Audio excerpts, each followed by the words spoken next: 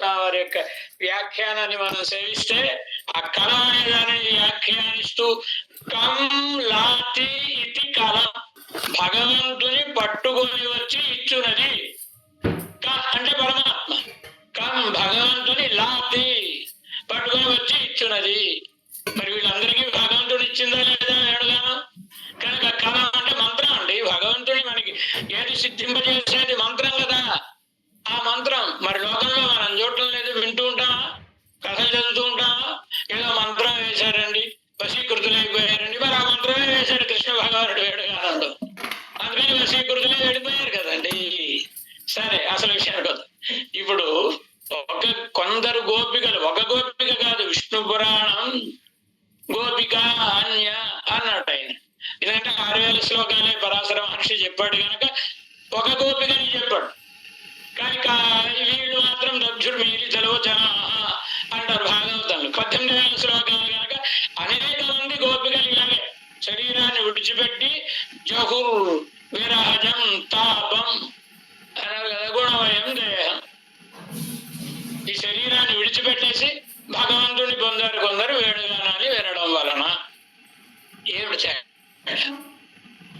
వీళ్ళు ఇలా ఎందుకు, వాళ్ళు అలా ఎందుకు అంటే, వాళ్ళకి ఎవరైతే కృష్ణ భగవానుడి సన్నిధానానికి వెళ్ళారో వాళ్ళకి ఆ వేడుగానాన్ని ఒక్కసారి వినగానే పరుగులు పెట్టుకుని భగవంతుడి దగ్గరికి వెళ్ళారండి.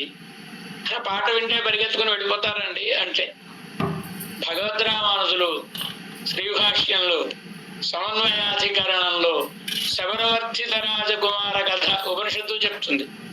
అదే కథని కొంచెం వైభవంగా చెప్తారు భగవద్రామానుజులు.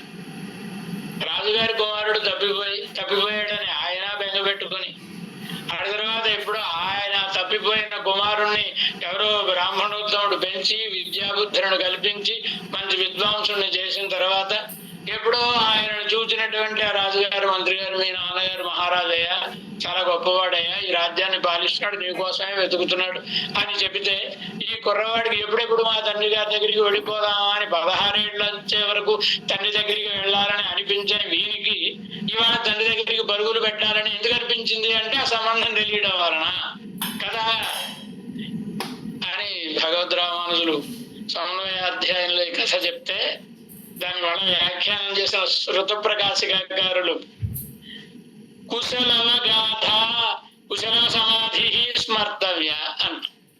కుశలవుల కథ చదవండి. కుశలవులు ఎక్కడ పెరిగారు? వాల్మీకి దగ్గర పెరిగారు. వాళ్ళకి ఏం తెలిసినా రామచంద్రుడు తండ్రిని తెలిసిన తర్వాత వెంటనే తండ్రి గారి దగ్గరికి పరిగెత్తుకుని వెళ్ళిపోలేదండి. గోపికలు అందరూ అలా భగవంతుడు వేడుగానంలో విజ్ఞానాన్ని వినిపిస్తే నవవిధ బంధాలు కలిగిన వాడు. మరి అష్టాక్షరి మంత్రం చెప్పేదే నవవిధ సంబంధాలు కదా. మరి ఒక సంబంధాన్ని పుచ్చుకొని ఇక్కడ వెళ్ళాడంటే నవవిధ సంబంధాలు కలిగిన వాడి దగ్గరికే పరిగెడతామని పరిగెత్తారు సహజంగా. సరే, మరి వీళ్ళెందుకు శరీరాన్ని విడిచిపెట్టేస్తారు? వీళ్ళకి వేణుగానాన్ని వినడం వలన ఈ విజ్ఞానం అంతా కలగలేదు వీళ్ళకి. వీళ్ళకి ఎంతవరకు కృష్ణ భగవానుడు అందమైన కుర్రాడు, అందమైన పురుషుడు, వేణుగానం వినిపిస్తున్నాడు, ఆయన దగ్గరికి వెళ్ళాలి అనేటటువంటి కోరిక.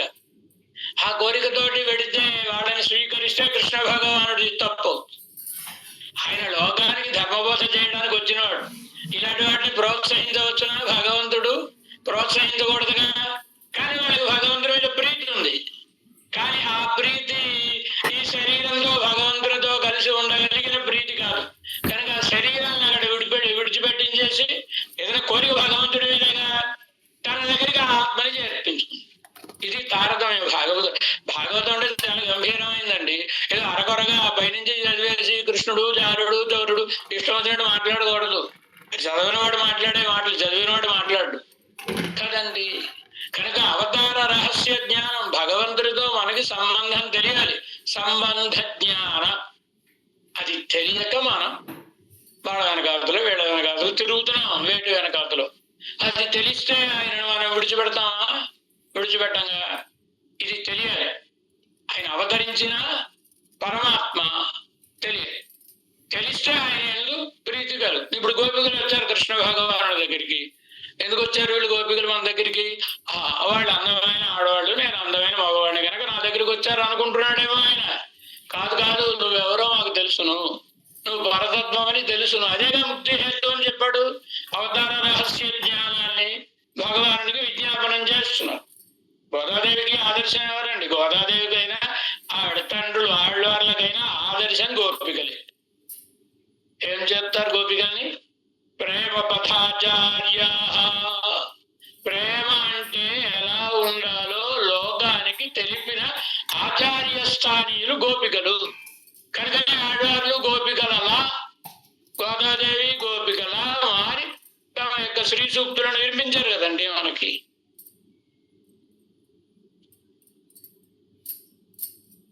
గోపికలు శ్రీకృష్ణ భగవానుడు అదృశ్యం అయిపోయాడు, కనబట్టడం లేదు. ఆయన ప్రార్థిస్తున్నారు, ఎక్కడ ఉరుకు పలుకు లేదు.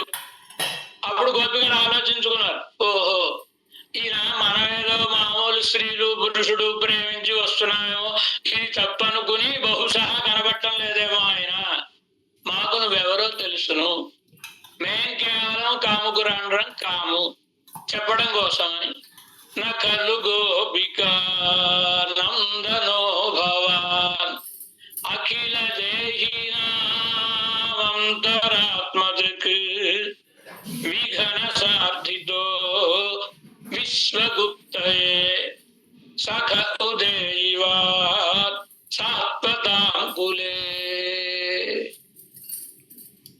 నువ్వు మా యశోదమ్మ కొడుకువి అని కాదయ్యా, నువ్వు పరమాత్మవి అని తెలిసిన వాళ్ళం మేము అని చెప్తారండి ఆ శ్లోకంలో కదా. ఇది చెప్పాలి పరమాత్మకి, లేకపోతే మనం ఏదో బామర బుద్ధితోటి పెడుతున్నామో అనుకుంటున్నాడేమో ఆయన. కాదు, ఆయన పరమాత్మని మనకు తెలుసును.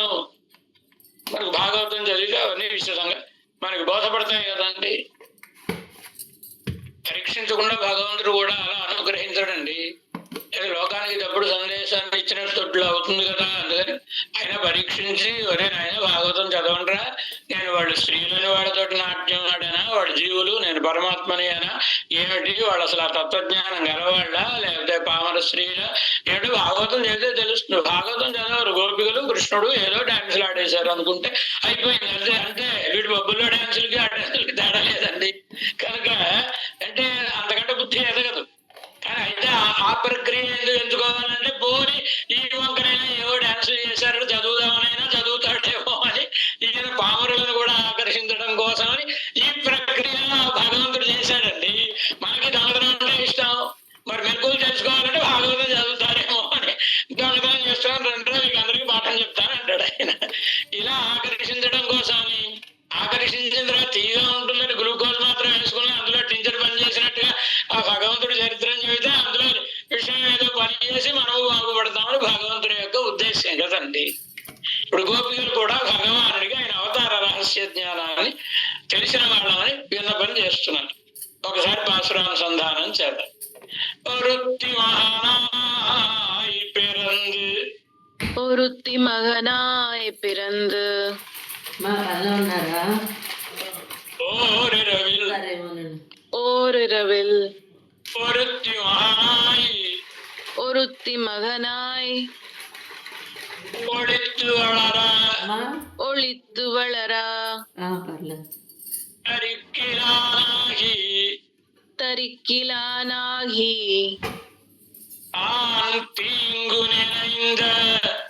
தான் தீங்கு நினைந்த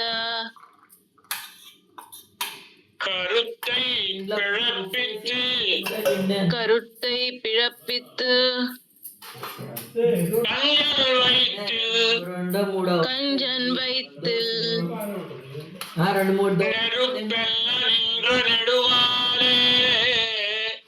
நெருப்பென்ன நின்ற நெடுமாலே உன்னை அறுத்தித்து வந்தோம் பறை தருதியாகில் திருத்தக்க செல்வமும் சேவகமும் யாம் பாடி வருத்தமும் தீர்ந்து மகிழ்ந்து ஏலோரம்பா மகனாய் ஒருத்தி மகனாయి பிறந்து పరమాత్మ నువ్వు మా కోసమని ఈ లోకంలోనికి వచ్చిన వాడివి కనుక మా కోరిక తీర్చక తప్పదు. మా కోసమనే ఒరుత్తి మహానాయి పిరందు ఒక ఆమెకు కుమారుడవై పుట్టి పిరందు పుట్టి అన్నారు. భగవంతుడిని అలాగా పుట్టి అంటే బాగుంటుంది, అవతరించి ఆవిర్భవించి అంటే బాగుంటుంది. కానీ మహర్షుల యొక్క భావన ఇలాగే ఉంటుంది. పరాశర మహర్షి భగవద్ అవతారాన్ని చెబుతూ శ్రీమన్నారాయణుడు శ్రీకృష్ణ భగవానుడుగా పుట్టాడంటే ఏం బాగుంటుంది అని ఆవిర్భూతం మహాత్మనా ఆవిర్భవించెను అన్నాడు. ఎందుకోసమని లేకపోతే ఆయన ఏమన్నాడు, దేవకీదేవి గర్భంలో పుట్టాడు కనుక సామాన్యుడే మళ్ళాగే అని అనుకుంటాం కదా. అలా అనుకోకూడదని దేవకీ పూర్వ సంధ్యాయాం ఆవిర్భూతం మహాత్మనా తదోఖిల జగత్ పద్మబోధాయ అచ్యుత భానున లోకం అనే పద్మము వికసింపచేయడం కోసమని శ్రీమన్నారాయణుడు అనే సూర్యుడు దేవకీదేవి అనే తూర్పు దిక్కున ఉదయించెను. ఎందుకు చెప్పాడు పరాశర మహర్షి విష్ణు పురాణంలో శ్లోకం ఎందుకు చెప్తున్నాడు ఆయన? ఆయన దేవకీదేవికి కొడుకు కింద పుట్టాడు, ఆయన కుమారుడిగా జన్మించాడంటే నేను మా అమ్మకి కుమారుడిగా జన్మించానండి, ఆయనకంటే నేనే గ్రేట్. ఎందుకని ఆయన 8వ నెలలో పుట్టాడు, నేను 10 నెలల ముందు పుట్టానండి. కనుక 10 నెలలు మనలాగంటే వాడే ఆయన అనుకుంటారేమో. కాదురా నాయన, నీకు ఆయనకి తేడా ఉందిరా. ఏమిటి తేడా? మీ అమ్మగారు సూర్యగ్రహణం వస్తే నిన్ను కడుపులో ఉండి ఇలా ఇలా గోక్కుందిట, అందుకని అక్కడ మచ్చలు వచ్చాయి. మరి చెప్తారు కదండి ఇవన్నీ. ఆ తల్లి దోషం ఏదో పిల్లలకి రావడానికి హేతువుని శాస్త్రం చెప్తుంది కదండి. కనుక సూర్యగ్రహణంలో గర్భవతులు కనుక ఇంట్లో ఉంటే అవి దానికి కాపులా ఉంటారండి పెద్దవాళ్ళందరూ. ఎందుకని మిగతా ముందు పిల్లలందరూ వెళ్ళి ఆ తల్లి ఏమైనా అంటే ఆవిడ ఏమైనా కదిలితే పుట్టే పిల్లవాడు అనబరితోటి పుడతాడో ఏమిటో అని భయపడిపోయి చాలా జాగ్రత్తగా ఉంటారంటే మాతృదోషం పిల్లలకు పడుతుంది కదండి. మరి ఈయన దేవకీదేవి కొడుకు కింద పుట్టాడు కదండి, కనుక ఆ తల్లి దోషం ఏమైనా ఈయనకి అంటుతుందా అని అనుకుంటారేమో. అలా అంటది ఆయన. సూర్య భగవానుడు తూర్పు దిక్కున ఉదయిస్తున్నాడు. తూర్పు దిక్కున ఉన్న బురద మట్టి ఏమైనా సూర్యుడికి అంటుతున్నాయా? ఆయనకి ఎలా అంటో ఆయనకి ఆ దిక్కుతో ఉండే సంబంధం ఎంతో ఈయన దేవకీదేవితో ఉండే సంబంధం అంతే అని చెప్పడం కోసమని మహర్షి ఆవిర్భూతం అన్నాడు ఆయన కదండి. కానీ గోదాదేవి పిరందు పుట్టి అంట. ఎందుచేత? అవును, పుట్టుక లేని వాడు పుట్టడమే గొప్పతనం అండి. ఆయనకి పుట్టాల్సిన అవసరమే ఉంది. మనం అంటే మనం కర్మలు చేసుకున్నాం కనుక ఇదో పెద్ద శాస్త్రం కదా. భగవద్గీతలో 4వ అధ్యాయం జ్ఞానయోగము అని పేరు. 3 అధ్యాయాలు అయిపోయి అర్జున విషాద యోగము, సాంఖ్య యోగము, కర్మయోగము అయిపోయి 18 అధ్యాయాలు ఉంది భగవద్గీత. 3 అధ్యాయాలు అయ్యాయి. అర్జునుడు ఆయనలో ఆయన ఆలోచించుకోవడం ప్రారంభం. నేను కృష్ణుణ్ణి యుద్ధం చేయాలా మానాలా అని అడిగితే సాంఖ్యయోగం అంటాడు, కర్మయోగం అంటాడు. ఇప్పుడు నేను ఇవన్నీ వినడం కోసం అడిగానా? అయినా ఆయన తప్పేం లేదు, నాదే తప్పు. లేకపోతే నేనేదో మధ్యలో పెద్ద ఇంట్రెస్ట్ ఉన్న వాడిలాగా స్థిత ప్రజ్ఞ కా భాష ఇలాంటి అడగడం అడిగాను కదా. ఆయన వాళ్ళు పెద్ద ఉపన్యాసాన్ని చెప్పడం, దీనికి అందరికీ కారణం అసలు అడిగిన వాడికి తప్పు, చెప్పిన వాడికి కాదు. కనుక నేను అడగను, అడగకపోతే ఏం చెప్తానికి చెప్పడుగా అని 3 అధ్యాయాలు అయిపోయిన తర్వాత మూతి ముడుచు కూర్చున్నాడు అర్జునుడు. కృష్ణ భగవానుడు వరే నీ కోసం బోడంత స్టాక్ పెట్టుకున్నా, ఇప్పుడు లోకానికి అంతా చెప్పాలి నీ ద్వారా, నువ్వేమో అడగడం లేదు, ఎలా తెలివైనవాడు. నీ చేత అడిగించుకోవడం నాకు తెలియదా అని ఏం చెప్తాడు? 4వ అధ్యాయం ఆరంభం అండి. ప్రశ్న లేదు, అర్జునుడి ప్రశ్న లేదు. కృష్ణ భగవానుడే చెప్తాడు. ఇమం వివస్వతే యోగం ప్రోక్తవానవ్యయం వివస్వాన్ మనవే ప్రాహ మనురిక్ష్వాగవే బ్రవీత్ సకాలే మహత నష్టో యోగ పరంతప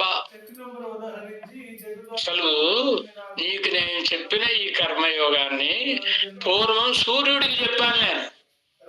ఆయన వాళ్ళ అబ్బాయికి అలా వచ్చింది. ఈ మధ్యలో లుప్తం అయిపోయింది. మళ్ళీ వాళ్ళు నీకు నేను చెప్పాను రా అన్నాడు. అనగానే అర్జునుడు అడిగాడు ప్రశ్న కృష్ణ భగవాన్, ఒకసారి నా మొహంగా చూడను.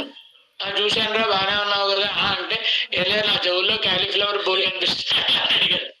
ఎంతసేపు లేకపోతే నువ్వు సూర్యుడికి చెప్పడానికి 28వ చతుర్యుగం అండి ఇది. 28 చతుర్యుగాలకు పూర్వం వైవస్వత మనువుకి సూర్య భగవానుడికి వైవస్వత మనువు పుట్టాడండి. అప్పటి వాడే ఆయన. అంటే సూర్యుడు అంటే అప్పటివాడు 28 చతుర్యుగాలకు పూర్వం సృష్టిలో కదా. అప్పుడు నువ్వు పాఠం చెప్పావా? నువ్వు నేను సమకాలికులు. అలాంటి నువ్వు ఆయనకి పాఠం చెప్పానంటే కథమేతద్విజానీయాంస్తమాదౌ ప్రోక్తానితి అవరం భవతో జన్మ పరం జన్మ వివస్వతః. ఎలా అర్థం? జాగ్రత్తగా చెప్పు. ఆయన జన్మ కంటే నీ జన్మ తక్కువది. నువ్వు ఆయనకి చెప్పానంటే ఎలా నమ్మను? జన్మ పరం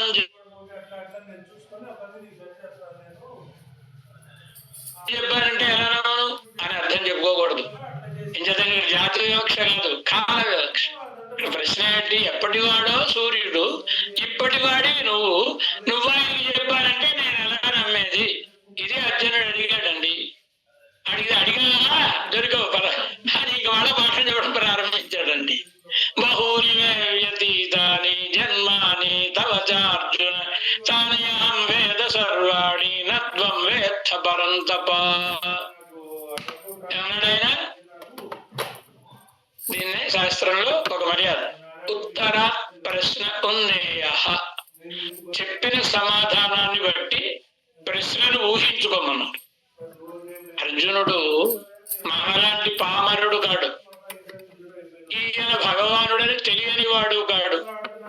రాజసూయ సమయంలో భీష్మాచార్యుడు కృష్ణయవహి లోకానా ఉత్పత్తిరపి చాప్యయః ఇత్యాదుల ద్వారా ఇవన్నీ భగవద్ రామానుజుల గీతా భాష్యంలో మనకి ఆ ఘట్టంలో వర్ణించినటువంటి విషయములే. భీష్మాచార్యుడు చాలా గొప్పగా భగవంతుని యొక్క సర్వ కారణత్వాన్ని నిరూపించాడు ఆయన. ఇదంతా అక్కడ సభలో ఉండి వినవాడేగా అర్జునుడే పామరుడు కాడుగా. కనుక సూర్యుడికి నువ్వు ఎలా చెప్పావు అంటే ఇది పరమాత్మ శ్రీమన్నారాయణుడు. అప్పుడు అలా చెప్పుండకూడదా? తెలియదు ఆయనకి. కనుక ఈయన ప్రశ్నలో ఆంతర్యం అది కాదు. తర్వాత 4 శ్లోకాల్లో భగవానుడు చెప్పిన సమాధానములను బట్టి చూస్తే ఈ ప్రశ్నలన్నీ కూడా, ఈ సమాధానములన్నిటికీ ప్రశ్నలు అతడు అడిగిన దాంట్లో ఉన్నాయి. కథమేతద్విజానీయాం త్వమాదౌ ప్రోక్తవానితి అనే ప్రశ్నలు అని. ఏం ప్రశ్నలు 2 ఉంటాయి అర్జునుడికి మనసులో. ఒకటి, మేము పుట్టామంటే మేము పుడతామండి, కర్మలు చేసుకున్న తర్వాత పుట్టామని. మరి నీకేం కర్మలు ఉండవుగా, అకర్మవశుడుగా, మరి నువ్వు పుట్టడం ఏంటి? కనుక నీ పుట్టుక సత్యమా అసత్యమా అంటే ఇంద్రజాలాదుల వలె మిథ్యయా, మా జన్మలాగా సత్యమా? ఒక ప్రశ్న. సరే అవతరించావయ్యా స్వామి, మేమంటే పాంచభౌతికమైన శరీరంతో పుడతాం, నువ్వు మా శరీరం లాంటి శరీరంతో పుడతావా లేదా వేరా? మేము కర్మలకు అధీనులమై పుడతాం, నువ్వు ఏవైనా కర్మలు శాపములు కారణంగా పుడతావా, స్వేచ్ఛగా అవతరిస్తావా? మేము మా కర్మలు ఫలోదయమైనప్పుడు పుడతాం, అదే మా కర్మలకు సమయం. మరి నువ్వు అవతరించాలంటే ఏమిటి సమయం? అవతరించి నువ్వు చేసే పని ఏమిటి, మేం చేసే పని ఏమిటి? మేం చేసేలాగా చేస్తావా నువ్వు, లేదా దానికైనా ప్రయోజనం ఉందా? ఎందుకొరకు, ఏమి ప్రయోజనం అడిగాడండి. వీటికి సమాధానం భగవంతుడు చెప్తాడు. దీన్ని బట్టి ఈ ప్రశ్నలన్నీ అడిగాడు. నాయన, నా అవతారములు బహూనివే వ్యతీతాని జన్మాని తవ చార్జున తాన్యహం వేద సర్వాణి నత్వం వేత్త పరంతప. అనేకమైన జన్మలు నాకు గడిచాయి అన్నాడు భగవాన్. చెప్పాలంటే చాలా జాగ్రత్తగా గమనించాల్సిన విషయం ఏంటి, భగవానుడు వాడిన పద ప్రయోగం సాధారణంగా ఇతర సంప్రదాయం తీసుకుంటాడు. మీరు నా డబ్బులు ముట్టలేదు, నా ప్రాపర్టీ నాదే అంటాడు. అట్లా కాకుండా అనవసరం పుట్టిన వాడి లాగా రాకుండా తిరిగిన వాడి లాగా భాషిస్తాడంటే నిజానికి భగవంతుడికి ఏమిటండి ఈ జన్మలు చీటర్ అని కాదు. చేశాడని ఏం చెప్తున్నాడు భగవానుడు, వ్యతీతాని కేసులో నాకు అనేక జన్మములు గడచినవి అన్నాడు. గడిచినవి అంతేగాని భాషించినవి మరొకటి అనేది గడిచినవి అంటే యథార్థములు. దానికి ఒక ఉదాహరణ చెప్పు. అంతా జరిగింది. ఏమని తవచ్చ నీకు అనేక జన్మలు గడిచాయి, నాకు అనేక జన్మలు గడిచాయి, నీ జన్మలు సత్యమే, నా జన్మలు సత్యమే అన్నాడు భగవానుడు. అవును, ఎందుకు మరి ఇది మన ఇద్దరం ఒకటే. నేను అనేక జన్మలు ఎత్తాను, నువ్వు అనేక జన్మలు ఎత్తావు, నీ గొప్పతనం ఏంటి అన్నట్టు అర్జునుడు చూశాడు. తేడా ఉంది లేదండి. ఏమిటి తేడా? తానేహం వేదు సర్వాణి నగ్నం వేత్. నేను ఏమేమి జన్మలు ఎత్తానో నాకు తెలుసు, నీకు తెలియదు. నాకేమి ఇన్ఫర్మేషన్ ఇవ్వలేదు. ఎంచేత నువ్వు పరతంత్రుడివి, నేను స్వతంత్రుణ్ణి. నేను కోరుకుని పుట్టాను కనుక నాకు తెలుసు, నువ్వు కోరుకుని పుట్టలేదు. ఆ కర్మలు తోస్తాయి పడ్డ. అది తేడా. మొదటి ప్రశ్నకు సమాధానం అండి, నీ జన్మ సత్యమా ఇంద్రజాలాదుల వల్ల మిథ్యయా అన్నదానికి సమాధానం చెప్పేశాడండి. మరి మేము పుడితే మాకు పూర్వజన్మ జ్ఞానం ఉండదు. ఈ జన్మలోకి వచ్చిన తర్వాత కార్యమని ఎప్పుడు నేర్చాడు, అప్పుడే ఈ లోకంలో పడిపోతాడు కదండి జీవుడు.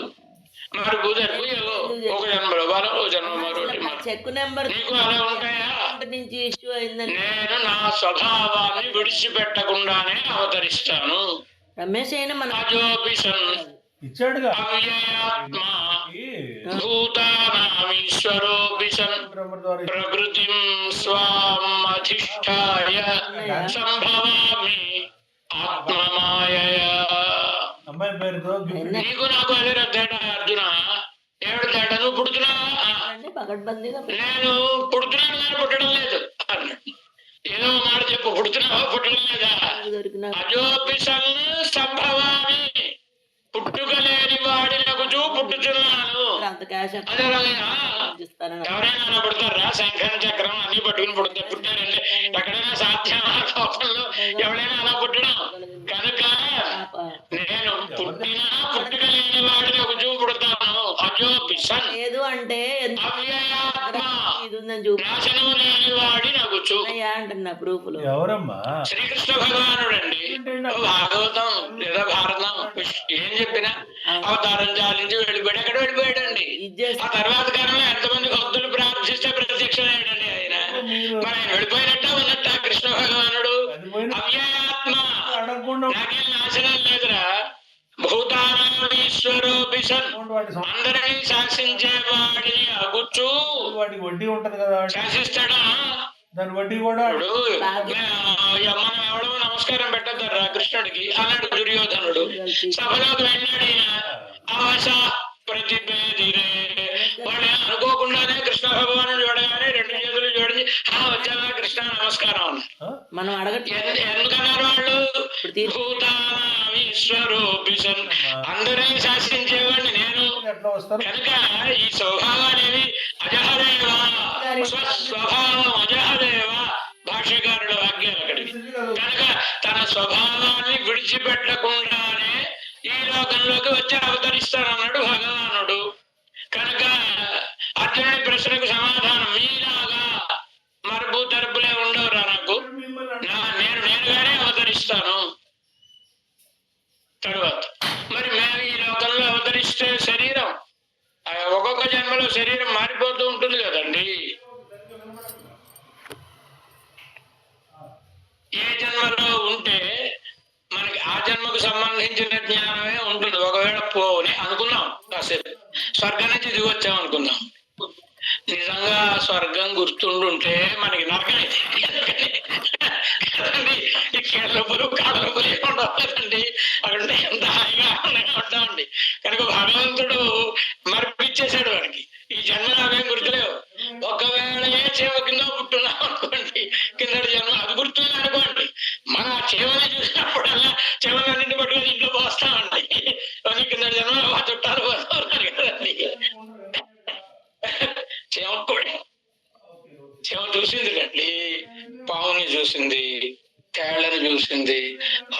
చూస్తే జనాలు భయపడి పారిపోతున్నారు.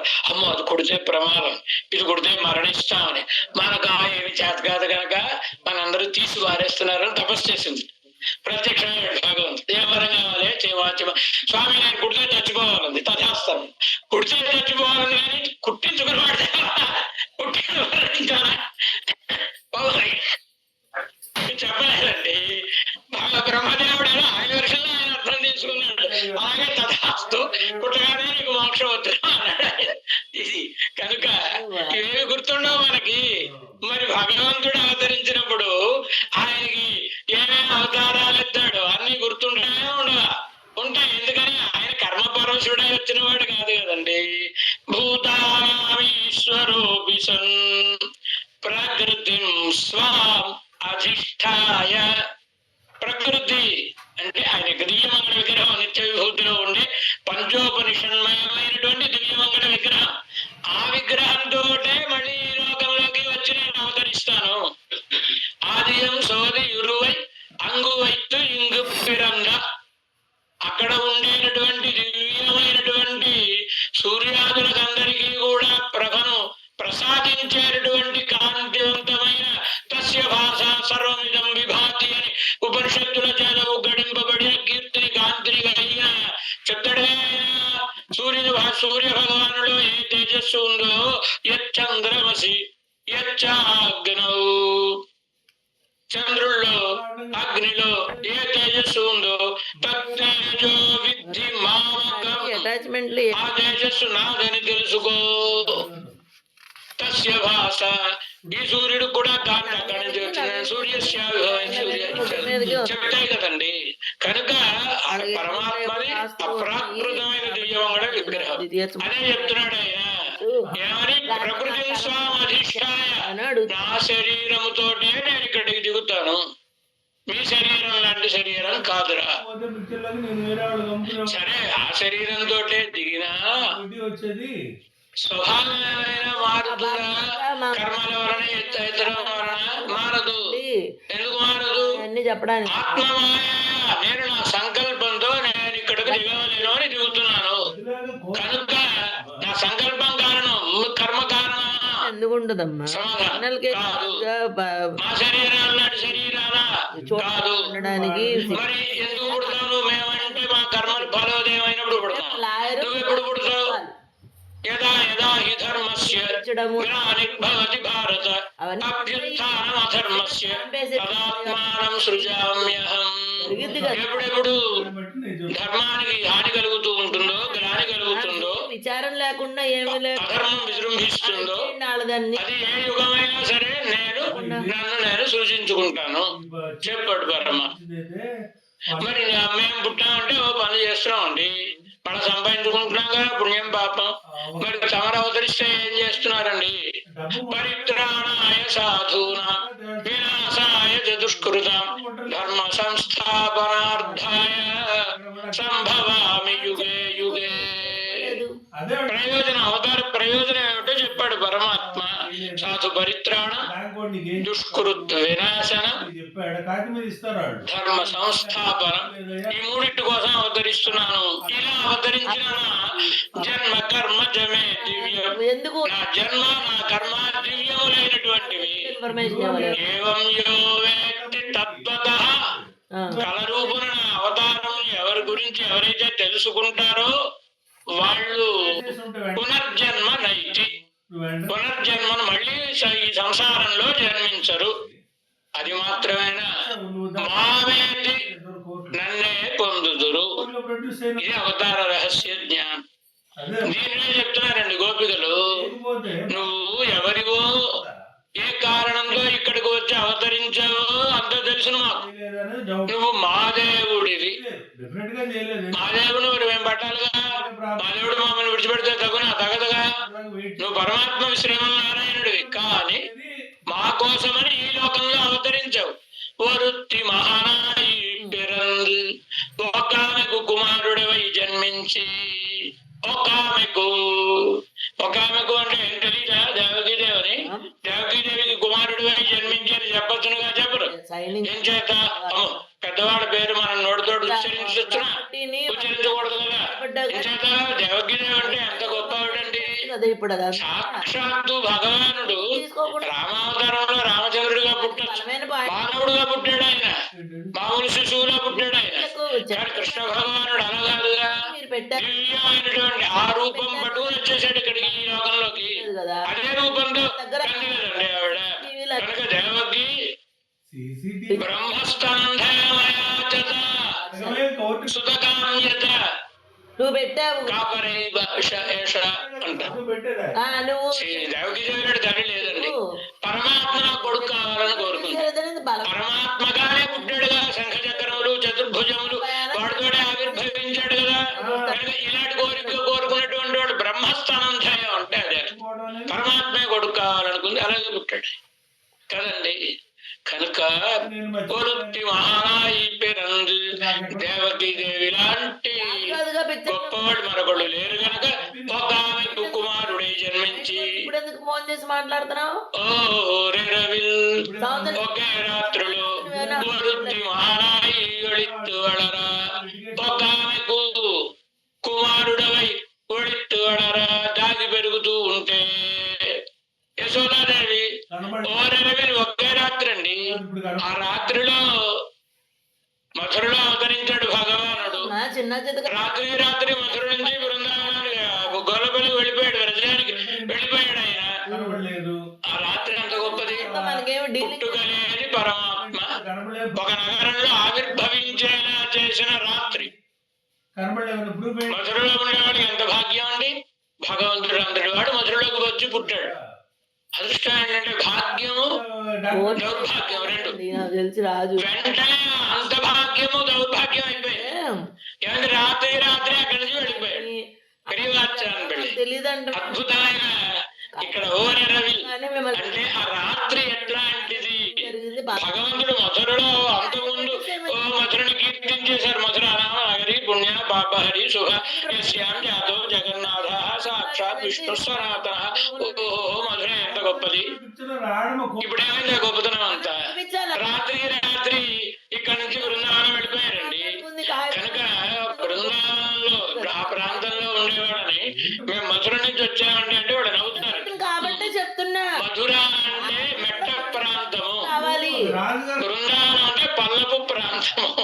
భగవంతుడు మధుర నుంచి వచ్చేసాడు కదండి బృందావనానికి. కనుక వాళ్ళకి అంత భాగ్యం లేదు. నాకు ఉదాహరణ చెప్పారు పెరియవాచార్యులే. నాయక్ నరుడి తొంగాదా పోలే మంచి నేతిని పరీక్షించాలంటే కొంచెం కుక్కకి వేస్తారు. ఆ కుక్కకి పడదట మంచి నెయ్యి అంటే దానికి వాంతుల్లాంటి వచ్చేస్తాయి నేతి తింటే నచ్చదు. అలా వీళ్ళకి భగవంతుడి అవతారం నచ్చలేదండి మధురలో ఉండేవాళ్ళకి. మరి ఆయన అవతరిస్తే లేకుండా చేసేస్తానే ఉన్నాడు కదా కంసుడు. కనుక రాత్రికి రాత్రే భగవంతుడు వచ్చేసాడు. ఆయన ఓహో రే రవి ఒకే రాత్రిలో ఒరుత్తి మహారాయి ఒడిత్తు వళరా ఒక ఆమెకు కుమారుడై దాగి పెరుగుతుండగా. మన వాడికి దాగి పెరగడం అలవాటు. పరమాత్మకి మరి సముద్రంలో స్తంభంలో దాక్కుని బయటికి రాలేదండి ఆయన. ప్రహ్లాదుడు చెప్తే వచ్చేసాడు కదా. కనుక లోపల దాగోవడం అనేది ఆయనకి అలవాటే. కనుక అదే అలవాటు ఇక్కడికి అయిందండి, వచ్చిందండి. పరమాత్మ తత్వాన్ని అంతా లోపల దాచేసుకుని మామూలు వాళ్ళగా నేను మనిషిని బాగాదండి రామచంద్రుడు. కనుక ఈయనకి అలవాటు ఉంది. ఆ అలవాటు ప్రకారం ఇక్కడ కూడా ఓడిత్తు వాళ్ళరా దాగి పెరుగుతూ ఉండగా. మా అమ్మగారు పాట పాడుతూ ఉండేవారండి. అమ్మా నన్నెక్కడైనా దాచవే, 3 గడియలు దాచితేనే 3 లోకములేలుతానే అనేవాడు. అమ్మా నన్ను ఎక్కడైనా దాచవే, నన్ను 3 గడియలు దాచావనుకో ముల్లోకాలు పాలిస్తానే. ఆ తర్వాత 7 గడియలు దాచితేనే 7 లోకములేలుతానే. 7 గడియలు దాస్తే 7 లోకాలు పాలిస్తానే అన్నట్టండి. అలాగా కృష్ణ భగవానుడు ఓడిత్తు వడరా దాగి పెరుగుతున్నాడు ఈయన యశోదాదేవి దగ్గర. ఎందుకని కనబడే ప్రతి గడ్డి మొక్క మీద ఎవడో ఒకడు ఆవేశిస్తున్నాడండి. కనుక యశోదాదేవి ఎవరికైనా చూపించాలంటే భయం. 84 కంబే మనకి వెడతాదని గోకులం.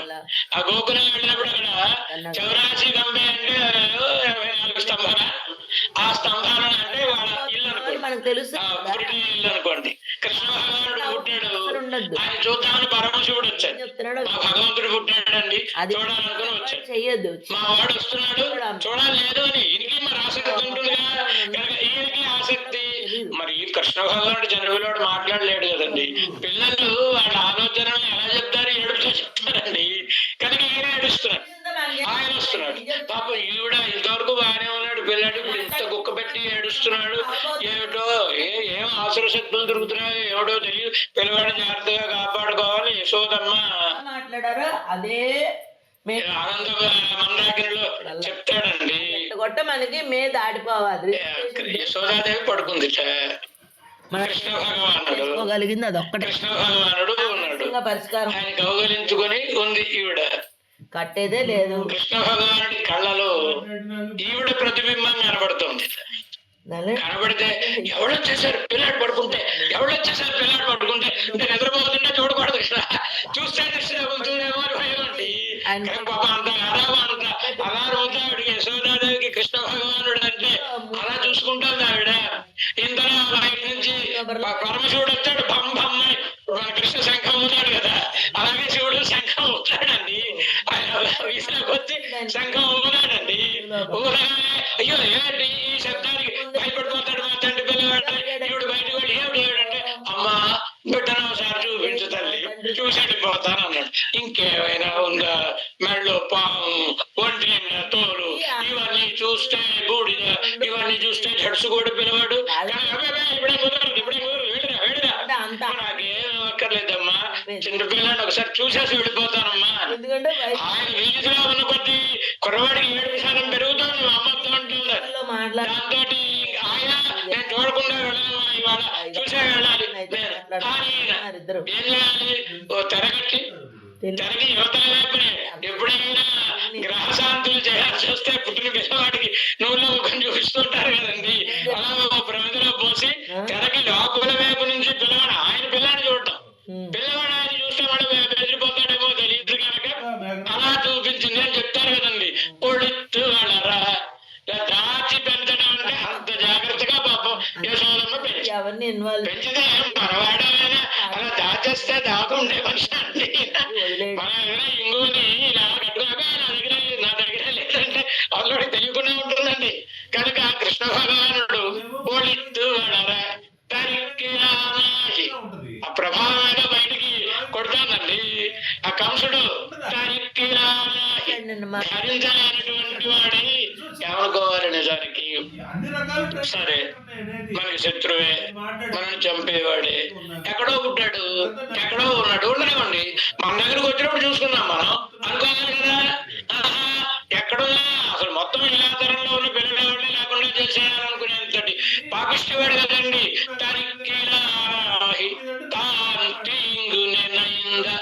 చాలా గొప్ప మాట. తాంతింగు నెలయిందా చెడును తలంచినటువంటి కంజనం వయத்தில் నెరుపెన్న నిన్న నెడువాలే, వాడి యొక్క కరుத்தை పిழப்பித்து కంజన్ వయத்தில் నెరుపెన్న నిన్న నెడువాలే, వాడి ఆలోచనను వ్యర్థం చేసి యద్భావం తద్భవతి కనుక వాడి లోపలే భయజ్వరాన్ని వేసేసినటువంటి వాడు పరమాత్మ. భయజ్వరాన్ని నిప్పులాగా వాడికి ఎక్కడ నిద్ర పడడం లేదు బాబు. ఈ కృష్ణ భగవాను తలుచుకుంటే నెరుపెన్న నిన్న నెడుమాలే, చాలా గొప్పవాడా దొడ్డవాడా. చంపడానికి పుట్టిన ఈయన ఒక్క అడుగు ముందుకు వేయలేదండి. వాడికి భోగాలను దాపరించి రథం పంపించి మరి తప్పించుకున్నాడు కృష్ణ భగవానుడు. ఆయన వెళ్ళాడండి, ఆయన వెళ్ళలేదు. దగ్గరికి వచ్చిన వాళ్ళు ఏదో ప్రాణరక్షణం కోసం ఓ దెబ్బ కొడితే వాళ్ళు చచ్చూరుకున్నారు. అది మరి ఈయన జాతక ప్రభావం ఏమిటో తెలియదు. కొందరు ముక్తిప్రదులు ఉంటారు కదా, కనుక ఈయన ముక్తిప్రదుడు కనుక ఆయన దగ్గరికి వెళ్ళిన వాళ్ళందరికీ ముక్తిని ఇచ్చేసాడండి. ఆయన అయితే పాపం ఏం చేసుకోలేదు, కంసుడు వీళ్ళు చేసిన. కానీ అంటానే ఉన్నాగా ఆయన ఎందుకు వస్తాడండి రూపాయి. చాలా అద్భుతంగా చెప్తారు. ఏమని కరుత్తై పిഴപ്പിத்து వాడి అభిప్రాయాన్ని వ్యర్థము చేసి తాకరింగులు చేసి, వాడి అభిప్రాయం ఏంటి, మా మేనల్లుడు నాకు మృత్యు, ఎలాగైనా అతన్ని సంహరించాలి. కానీ ఇప్పటికే బోళ్ళంత అప్రతిష్ట మూట కట్టుకున్నాం. అప్పచెల్లి బావగారిని జైల్లో పెట్టాడండి కంసుడు, పాపాత్ముడు అని అందరూ తిట్టుకుంటున్నారు మనని. ఇప్పుడు మేనల్లుని కూడా చంపించామంటే ఇంకెంత అప్రతిష్ట. మనకేమీ అప్రతిష్ట రాకూడదు, కృష్ణుడు మరణించాలి. కనుక మనం ఏదో యాగం పెట్టి ఈ యాగానికి పిలుద్దాం. పిలిచిన తర్వాత ఏదో మన ఏర్పాట్లు మనం చేసుకుంటాం కదా, ఆ వచ్చినప్పుడు ఏనుగు చేతి తొక్కించి చంపించాలి. ఎవరైనా అడిగితే అవునండి నేను కూడా అంతే, మా మేనల్లుని చూడాలి ఎంత ఉత్సాహపడ్డానో, ట్రాఫిక్ రూల్స్ తెలియక దారిలో వాడికి యాక్సిడెంట్ లో మరణించారని చెప్పొచ్చును. మనం ఏడుతాం కావాలంటే అనుకున్నాడు వాడు, లేదు తప్పించుకున్నారు అనుకోండి, మల్లుని పెట్టాడు వాడి కోసమే, వాళ్ళే సహాయం చేస్తారు. ఎందుకు చెప్పండి, చిన్నపిల్లలకి వాడితో యుద్ధం ఎందుకు తెచ్చుకోవడం, పొగరవుతాను లేకపోతే నిష్కారణంగా మరణించారు. ఎవరినే ఉంటాంలేండి, మేనల్లుడిని చూసుకునే భాగ్యం నాకు లేదని నేను ఒక నిడుచుకు రాగిస్తాను. వీడి ప్లానింగ్ ఇదంతా. కానీ కృష్ణ భగవానుడు ఏం చేశాడు, వచ్చాడు ఆయన ముందు ఆ ధనుర్యాగానికి కదా పిలిచాడు, ఆహ్వానించాడు. ముందు ధనుర్యాగానికే వెళ్ళాడు మనవాడు. వెళ్ళిన తర్వాత అక్కడ ధనుసుని పెట్టి ఆవాసం చేస్తున్నారు. ఈయన ధనుసుని పుచ్చుకున్నాడు, విరిగిపోయింది ధనుసు. మనవాడి జాతక ప్రభావం. రామావతారంలో అయినా అంతే, కృష్ణావతారంలో అయినా అంతే. ఈయన విరవాలనుకోవడం కాదు, చేతిలో పడితే విరుగుతాయి, కొందరు పుట్టుకుంటే వస్తువులు అంతేనండి. కృష్ణార్పణ కనుక ఈయన కృష్ణ భగవానుడు ఆ ధనుసును పట్టుకున్నాడు, విరిగిపోయి. ఇదే పూజకి పెట్టే ధనుసుని మంచి ధనుసుని పెట్టాలి కదా, ఇలాంటి ధనుసు పెడతారా అన్నాడు ఆయన. సరే అక్కడ మారేశాడు. వస్తున్నాడు, సరే ఆయనకు వచ్చింది. ఏనుగుని బాగా చెప్పరా అంటే వాడికి కూడా ట్రైనింగ్ ఇందుకోసమే ఇచ్చారు, ఏనుగు చంపలేకపోతే వాడు చంపాలని ఆ మావటి. సరే వాళ్ళిద్దరిని సంహరించేశాడు ఈయన. సంహరించి వెళ్ళాడు మల్లులు, అడ్డొచ్చారు. భగవంతుడు మల్లుని చంపడం కృష్ణ భగవానుడు ఎందుకు చంపాడంటే, ఒరే ఇంతకాలం అయిందిరా, 12 ఏళ్ళు అయింది, పుట్టిన తర్వాత మేనమావం చూడలేదు, ఇవాళ మా మేనమావ పిలిస్తే ఆయన చూడడానికి పెడుతుంటే మీరు నా గడ్డ అని ఒక బుద్ధి కూర్చొని చదువుకున్నారండి వాళ్ళు. కనుక ఇది మేనమావ మీద ప్రేమే, మరి ఇంకేం లేదు. ఎలా ఉందిట చాలా అద్భుతంగా చెప్తాడండి హరివంశంలో. ఇక్కడ వాడికి పాపం కాతర్యం వచ్చేసింది కంసుడికి. మల్లుడు వాడంతా ఆశ పెట్టుకుని ఇంతకాలం నుంచి పోషించి వాళ్ళని పోషించడానికి ఎంత మాంసం పెట్టాడో వాడికి. అలాంటి వాళ్ళకి వస్తే ఒక దెబ్బకి గుడి దెబ్బడు కాకుండా మరణించారండి. వాడికి కాతర్యం వచ్చి లేచి వసుదేవుడిని బంధించండి, వాడిని బంధించండి, ఇలా ఏదో చెప్తున్నాడు ఆయన. ఉత్తర క్షణంలో చూస్తే సింహాసనం దగ్గర ఉన్నాడు కృష్ణ భగవానుడు. మంచి అక్కడ ఉంది, సింహాసనం ఎత్తుగా ఉంది. అసలు ఇద్దరు కృష్ణుడు ఉన్నారా?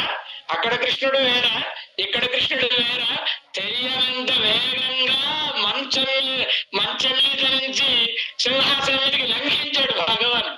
సూచనుడు వాడు ఎదురుండగా ఉన్నాడు, నిరుత్తరుడు అయిపోయాడు. వాడు ఏం మాట్లాడాలో తెలియదు, కడ్డం తీద్దాం అనుకుంటున్నాడు. ఎంతలో ఒకసారి మరి షేక్ హ్యాండ్ ఇవ్వాలి, ఇంతకాలం కలిసిన తర్వాత షేక్ హ్యాండ్ ఇచ్చుకోరండి మరి. కనుక ఒకసారి చేయి పట్టుకున్నాడు. చేయి పట్టుకుని ప్రేమ మామగారు అంటే కొంచెం ప్రేమ ఎక్కువైతే చేయి నొక్కడం అది కూడా ఎక్కువ అనుకోండి. కనుక ఆ చేయి పుచ్చుకొని ఇలా అన్నాడండి, కిరీట అవనీతనే సగం సంపాదయామాస తస్యోపరి అద్భుతంగా చెప్పేశాడు. ఎవరు కిరీటం అవనీతనే, ఆ కిరీటమైనా సరిగా పెట్టుకోవాలండి. వాడు గట్టిగానే పెట్టుకున్నాడు, ఇంటి పుచ్చుకున్నాడు వాడు. కానీ ఆ భగవంతుడు కుదిపిన కుదుపుకి ఆ కిరీటం కాస్త పడిపోయి విగడత్ కిరీటం అవనీతనే సింహాసనం ఇచ్చి జారి వచ్చి కింద పడ్డాడు. మన కృష్ణుడి ప్రేమ అయినా పోదు. కనుక గారి మీదకి ఎక్కాడండి. కానీ వెనవాగలు ఎత్తుకోవాలి మేనల్లుడిని. తస్యోపరి పపాత ఆయన మీద పడ్డాడు, మాయా అని పడ్డాడండి. పడితే కృష్ణ ఏమైందండి, ఎవరైనా అశేష జగదాధారే, జగత్తులన్నిటినీ లోపల కలిగిన వాడండి. ఈయన మీద పడితే వాడు తట్టుకుంటాడా? పాపం త్యాజిత ప్రాణాలు విడిచిపెట్టేశాడండి. అయిపోయినా అస్థి వచ్చారు భార్య ఇద్దరు, కబురు తెలిసింది. వచ్చారు, వచ్చి పాపం ఏడుస్తున్నారు. మహావీరుడిని వినేవిటయ్యా, మల్ల యుద్ధంలో గోల్డ్ పథకాన్ని, బంగారు పథకాన్ని సాధించిన వాడు అటువంటి తొక్కి జారిపడి మరణించాడు. నువ్వేట్రా బాబు ఇంత మహావీరుడివి, ఆ ఏనుగుని జయించిన వాడి పిల్లవాడి మీద పడితే మరణించడం ఆయన అని. మరి వీరుడు కూతుళ్ళు కదండి, జరాసంధుడు కూతుళ్ళు వాడిద్దరు. అస్థి వాళ్ళు ఏడుస్తుండే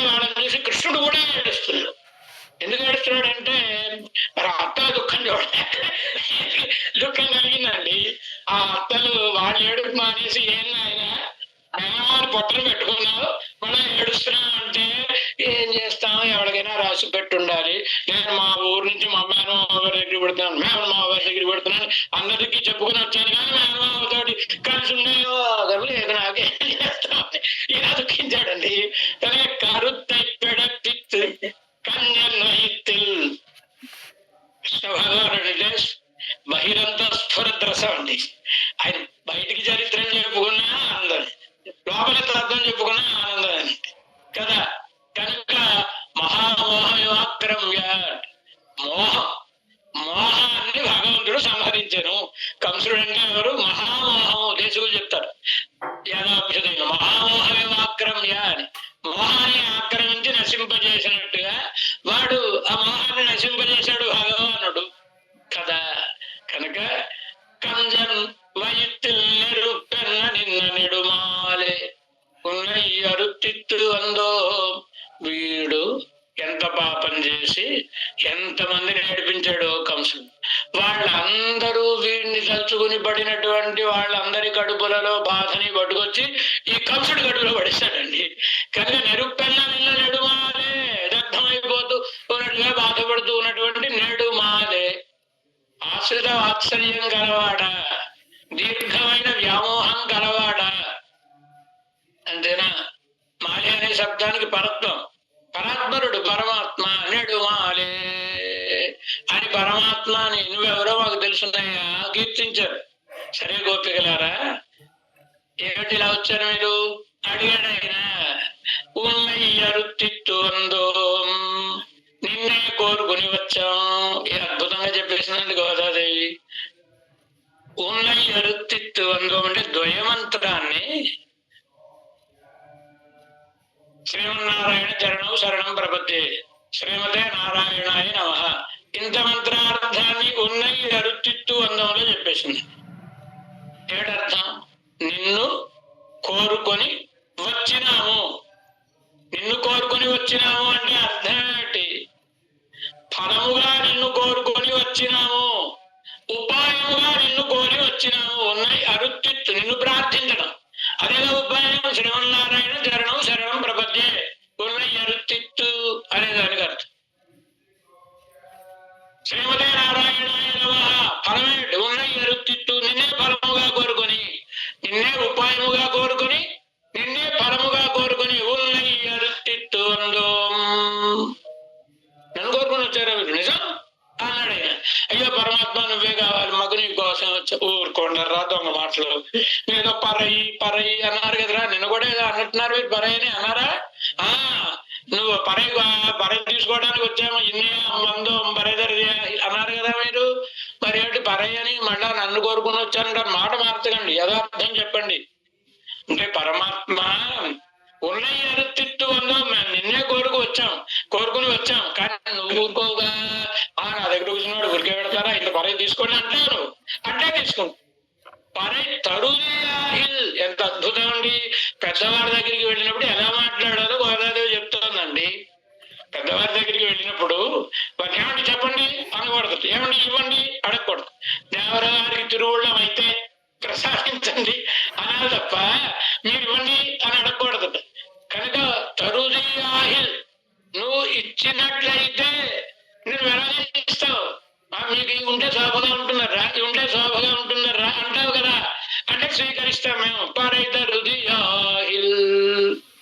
గోపికలారా, చాలా కష్టపడి వచ్చారు పాపం మీరు. తెల్లవారుజామున లేచి మా ఇంటి దాకా రావాలంటే ఎంత కష్టపడి రావాలి. పోర నొందారుహళాదే అంటారు వ్యాఖ్యాత. నొందారుహడే అంటే బాధపడి వచ్చి ఉంటారు. మంచు, అసలు చలికి అందరూ దుప్పటిలు గట్టిగా కట్టేసుకుంటారు కదండి. అందులో ధనురాకారం కదా, ధనుసుల విల్లులో వంగిపోతారు అందరూ. ముసలి వాళ్ళు పడుచు వాళ్ళు అందరూ వంగిపోతారు ధనుసు, ఈ ధనుర్మాసం. అలా వంగిపోయే ధనుర్మాసంలో లేవడం, చిన్నపిల్లలు లేవడం, దానికి తోడు కొందరిని నిద్ర లేపుకోవడం, ఒకళ్ళ ఇద్దర వాళ్ళంతమందిని నిద్రలేపుకు రావడం. ఆ నిద్రలేపే కానీ లేచి వచ్చేస్తారా వాళ్ళు, వాళ్ళని శంకరుడు ఇంకా తెల్లవారలేదు అనడం, వాళ్ళకి అందరికీ సమాధానాలు చెప్పుకోవడం. ఇదంతా వచ్చిన తర్వాత మా ద్వారపాలకులు వాళ్ళు మహాగడుసు వాళ్ళు ఓ బట్టాను వదలరు లోపలికి. అనుకోండి, వాళ్ళని ప్రార్థించుకోవడం, లోపల ఉన్న వాళ్ళని ప్రార్థించుకోవడం. ఆ వచ్చిన తర్వాత అసలు ముందు గుమ్మానికి అడ్డంగా మా నాన్నగారు పడుకుంటాడు, ఎవడే రానివాడు సోలం పెట్టి, ఆయన్ని ప్రార్థించుకోవడం. ఆ తర్వాత మా అమ్మగారిని ప్రార్థించడం, మా అన్నగారిని ప్రార్థించడం. ఇవన్నీ ఒక ఎత్తు. మా ఆవిడ గారిని ప్రార్థించడం ఇంకో ఎత్తు. మా ఆవిడ గారిని ప్రార్థించడం. పిమ్మట ఇప్పటికీ నాతో మాట్లాడుతున్నారంటే ఎంత శ్రమపడి ఉంటారు పాపం మీరు. నేను శ్రమపడలేదు పరమాత్మ. ఎంచేత తిరుత్తగ్గ సెల్వము సేవహం యాం పాడి నిన్ను గురించి గానం చేస్తుంటే పాథేయం పుండరీకాక్షనామ సంకీర్తనామృతం గచ్చతాం దూరమధ్వానం తృష్ణామూర్ఛిత చేతసాం. పాథేయం పుండరీకాక్షనామ సంకీర్తనామృతం. ఈ సంసార యాత్రలో పరమాత్మ అనే లక్ష్యాన్ని పొందడానికి వెళ్ళే వాళ్ళకి మరి ఇంత యాత్ర చేసినప్పుడు కేవలం 24 గంటలో 32 గంటలో ప్రయాణం అంటేనే టిఫిన్ కారీలు ఇంకా పట్టుకెడతాం కదా దారి పొడుగునా మనకి తినడానికి. మరి ఇంతకాలం భగవంతుడిని పొందడానికి వెళ్ళాలంటే ఎంత పదార్థం కావాలండి, మధ్యలో పడుతూ ఉండాలి కదా. ఆ ఒకటే పుండరీకాక్ష నామ సంకీర్తనామృతం. భగవంతుని యొక్క నామ సంకీర్తనం చేస్తూ ఉంటే కలిగే ఆనందం ఈ శ్రమ అంతా మర్చిపోయేలా చేస్తుంది. శ్రమ ఉండదు. కనుక మేము కూడా నిన్ను పాడుకుంటూ వచ్చామయ్యా, నువ్వేం సామాన్యమైన వాడివా. తిరుత్తగ్గ సెల్వము సేవహం యాం పాడి. తిరుత్తగ్గ సెల్వము అమ్మవారికి తగినటువంటి సంపద కలిగిన వాడివి. లక్ష్మీదేవి మాత్రం ఏం తెలియదు. ఆవిడ ఏంటండి, ఎవరు పడితే వాళ్ళ మళ్ళీ దండ వేసేస్తుంది. ఆవిడ వెయ్యలుగా ఎంతమంది ఉన్నారు క్యూ లైన్ లో, వాళ్ళు ఎవరైనా భరించిందండి. ఈవిడ ఆ సముద్రుడి గారి పరిచయం, ఒక్కొక్కరిని పరిచయం చేయాలి అమ్మవారికి. అమ్మ పితామహ బ్రహ్మదేవుడు ఉన్నాడు, అమ్మ కటాక్షం కోసమే ఆయన చూసింది. పితామహ తాతగారు, తాతగారికి కూడా ముసలాడికి దసరా ఉండగలి, తాతగారికి కూడా ఏడు అమ్మాయి కావాల్సి వచ్చిందా అనుకున్నాడు. పక్కు మంది లక్ష్మీదేవి ఆ పితామహోయం అనగానే ఒకసారి పక్కు మందిట. అమ్మ ఈయన దేవగురు అమ్మ, గురువు గారు అంటే మంత్రం చదువుకుంటూ మా చెప్పుకుంటూ ఉంటారు. కానీ ఈయన కూడా ఏడు స్వయంవరానికి క్యూ లైన్ లో నిలబడ్డానే ఇలా ఒక్కొక్కడనే చూసి అమ్మా ఈయన పరమశివుడు అనగానే ఆ పుస్తకం అనే పాము అది చూడగానే కొంచెం ఇలా ఇన్ని చేసి ఆవిడ మెడలో దండ వేసిందంటే ఎన్ని ఆలోచన చేసుకుంటుందండి. కనుక అందరినీ చూస్తుంది, ఎవరిని చూసినా లోపాలే కనబడుతున్నాయి. ఆ క్వశ్చన్ కూడా ఉన్నాడు లైన్ లో ఒక ఆయన ఇంటికే చూడటం లేదు. కనుక అదో ఆయన ఉన్నాడు కానీ నకాంక్షతే హిమాం కష్ట నకాంక్షతే హిమాం, కానీ ఆయన మనకే చూడటం లేదు. లక్ష్మీదేవికి అందరూ అలా నోడు ఎడబెట్టి చూస్తున్నారండి, కానీ ఈయన చూడటం లేదు. ఎవరు మనం ఎవరు చూస్తే జీవితకాలం ఎవరిపోతాం, నేను ఇప్పుడు ఎంతవరకు చూపులు చూసారో నాకు తెలియదా అని జీవితకాలం అంతా చెబుతుందండి. కనుక మనం మనకు ఆసక్తి ఉన్నట్టు కనబడకూడదు అని ఈయన మాత్రం సర్వగుణైన ఉపాశ్రితం. ఎవరైనా లోకంలో ఏమైనా 4 గుణాలుంటే గొప్పవాడండి, కానీ ఆయన దగ్గర ఉంటే గుణాలు గొప్ప కదా. భగవంతుడి గొప్పతనం ఏమిటండి, ఆయన దగ్గర ఉండడం వలన కదా. గుణదోషి అంటారు కొరతాడని అద్భుతంగా. విపర్యస్తం హస్తి క్షితి ధర్పతే తత్వై పునః. మారిపోయింది స్వామి. లోకంలో ఎక్కడైనా గుణదోషి విశిష్టత, గుణముల వలన విశిష్టత్వం కలుగుతుంది. కానీ ఇక్కడ నీ దగ్గర ఉంటే ఆ గుణాలు మేము భగవంతుడి దగ్గర ఉండాలండి అనుకుంటాం. ఎందుకని మన దగ్గర ఉంటే ఏమిటో గుణానికి ఏం పేరా ప్రతిష్ట. మన దగ్గర ఔదార్యం ఉందనుకోండి, మన దగ్గర ఉన్నాయి 100 రూపాయలు. ఆ 100 రూపాయలకి చిన్న అప్పుడు పళ్ళల్లో డబ్బులు వేస్తూ ఉంటారండి దేవాలయాలు. ఇప్పుడంటే నోట్లు వేస్తున్నారు, కానీ పూర్వం ఆ పావలా వేసి 10 పైసల కోసం వెతికేస్తారు. పావలా వేయడానికి కుదరదు, మనకు కూడా జాగ్రత్త తిరుగుండాలి కదా. 10 పైసల కోసం వెతికేసుకుంటూ ఉంటారు. మన దగ్గర ఔదార్యం ఉంటే ఇలాగే. కనుక ఔదార్యానికి పేరా ప్రతిష్ట భగవంతుడి దగ్గర ఉందనుకోండి. కొళ్ళమాన వింద వెళ్ళం కోదిలందడం ఎంతిచ్చినా తరగని భగవంతుడి దగ్గరే. కనుక సమస్త జగత్తు ఆయనే కదండి. కనుక అమ్మవారి లాంటి ఆవిడ వివాహం చేసుకోవాలంటే అవతలి వాడు కూడా మరి దానికి తగినటువంటి వాడు ఉండాలి కదండి. కనుక ఆయన్ని చూచి తిరుత్తక్క సెల్వం, అమ్మవారికి తగినటువంటి సంపత్తు, అమ్మవారి వలన శ్రీ జగత్పతి ఈవిడుంటే ఆయనకి గొప్పతనం అండి. ప్రాణం విసిగిపోయింది భక్తుడికి. కానీ ఏమిటా పెద్ద నేనేదో లోకానికి అంతటా దానం చేస్తానంటున్నావు, నువ్వు కాదు, నీ వల్ల ఏం కాదు అయ్యింది, మీ ఆవిడ వల్ల అయింది అన్నాడు. ఇష్ట సఖి ఇందిర భార్య కామితార్థదుడన్న ఘనత తెచ్చే. ఇష్టసఖి ఇందిర భార్య లక్ష్మీదేవి భార్య అయింది కనుక ఆవిడ పోవడం డబ్బులు పట్టుకొచ్చిందండి. అత్తవారసం అల్లుడు దానం చేయడం ఈయన ఎవరు కష్టపడి సంపాదిస్తే కదా, కనుక ఈయన ఎవడెవడిగా ఇచ్చేస్తాడు ఈయన, ఎందుకంటే ఆవిడ డబ్బులు కనుక.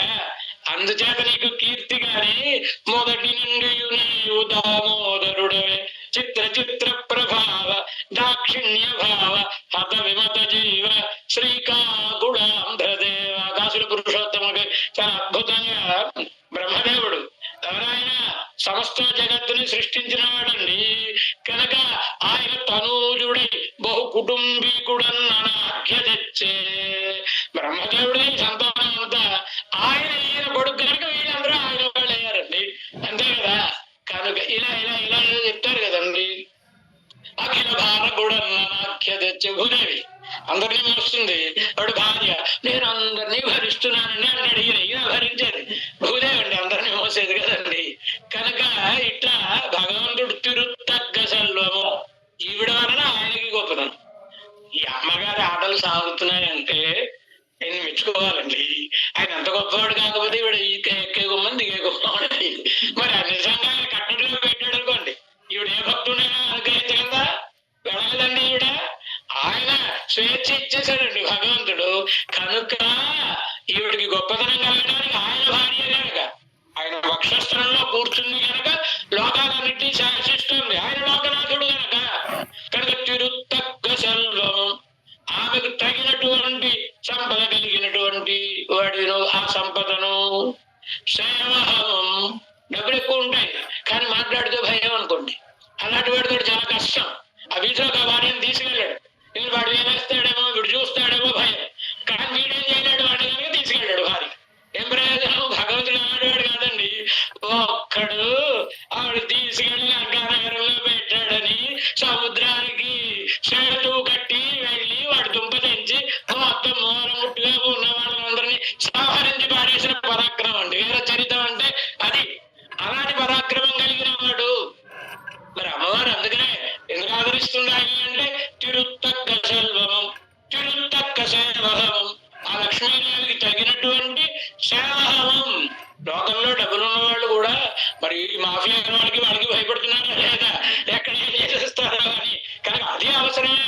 ఊరికే సంపద ఒక్కటే ఉంటే సరిపోదు, పరాక్రమం ఉండాలి. సేవహం.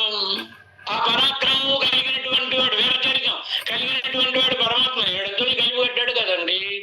రాజన్య యూథ మధ్యం నుండి ఎతుకుబడి తెలియని వాళ్ళు అనే మాట మనకి భాగవతంలో ప్రారంభంలో తెలుస్తుంది. కథ తీసుకెళ్ళాడు రుక్మిణీదేవిని కృష్ణ భగవానుడు వివాహం నుంచి అంటే ఆవిడే వివాహం చేసుకోవాలని ఆశపడేవాళ్ళు. కృష్ణ భగవానుడు అంటే గిట్టనటువంటి వాళ్ళు రాజుల తలలను తన్ని తీసుకెళ్ళాడు రుక్మిణీదేవిని. అంతే తప్ప ఏదో ఎత్తుకుని పోయాడని కాదు. ఆవిడని బాధ పెట్టకూడదని కృష్ణ భగవానుడు తెలుసుకుంటే వాడంతా ఎంతండి ఒక క్షణకాలం. కానీ ఆవిడే సలహా చెప్పింది, ఏమన్నా మీకు నన్ను అలా మా వాళ్ళ అందరిలోంచి తీసుకెడితే మళ్ళా వాళ్ళతో యుద్ధం చేసి చంపటాలు ఇవన్నీ ఉంటాయేమో, అవేమో వద్దండి, నేనే వచ్చేస్తానండి, మీరు తీసుకెళ్ళిపోండి అందండి. ఆవిడ అలా అన్నప్పుడు ఇంక ఈయన వెళ్ళి గొడవలు పెడితే బాగుండదు కదా. వాళ్ళని సంహరిస్తే వీడికి ఆనందం ఏముంటుందండి. ఎందుకు వచ్చింది మనకని ఈయన ఎవరికి నొప్పి లేకుండా ఎవరికి నొప్పి లేకుండా విమర్శనం చేస్తాడు అన్నమాట కదండి. కానీ ఈయన కూడా తీసుకెళ్ళాడు. అదే మరి పెద్ద గొడవ. కృష్ణ రుక్మిణీ కళ్యాణం ఏంటండి? అసలు కళ్యాణ ప్రక్రియ ఎక్కడ జరిగిందండి అని జరిగిందండి అన్నారు. ఎక్కడ జరిగిందండి? ఆ రథంలో ఆవిడని ఎత్తుకుని పోయాడు, పూజకు వెళ్ళినాడిని. పూజ జరిగింది శాస్త్రీయంగా జరిగింది. ఎక్కడ జరిగింది? ఆ పక్కన తోడు పెట్టి కొడుకోవడం చేసుకోవాలి, ముక్కుపట్టుకోవడాలు, ఆచరణ చేయడాలు అన్ని వాడు. కానీ సరిగా పాణిగ్రహణం ఈయన పాణిగ్రహణం చేసుకుని వెళ్ళిపోయాడండి ఈయన. తిరుత్తగ్గ సెల్వము సేవహము యాంబడి. కృష్ణ భగవానులో చమత్కారం అదేనండి. కనుక మనం ఇంకా లోపలికి వెళ్ళేవాడు ఆ బయట నుంచి అలా తిప్పేసి ఆయన ఆ టైం అయిపోయింది వెళ్ళాడు. కనుక సేవహం యాంబాడి. మీరేం శ్రమ పడలేదా? మరుత్తం తీరుంది మాహిళందు. గంభీరమైన మాటలు చెప్పేసింది గోదావరి. మరుత్త తీరుంది మహిళంది. పరుత్తమం తీరుంది అంటే దుఃఖములన్నీ పోవుట. మోక్షములు రెండు, ఒకటి కైవల్య మోక్షము, దాన్నే ఏదో నిర్వాణం మరొకటి ఏదో అంటారు కదండి, అది కైవల్యం. మరొకటి పరమాత్మ సన్నిధానం. ఉపాసకులు కూడా రెండు రకాలుగా ఉంటారు. పరమాత్మను లోపల కలిగినటువంటి జీవాత్మోపాసనం చేసేవాడు కొందరు ఉంటారు. వాళ్ళకి ఈ సంసారం నుంచి విడిపడి నన్ను నేను చూసుకుంటూ ఉంటే చాలండి అని.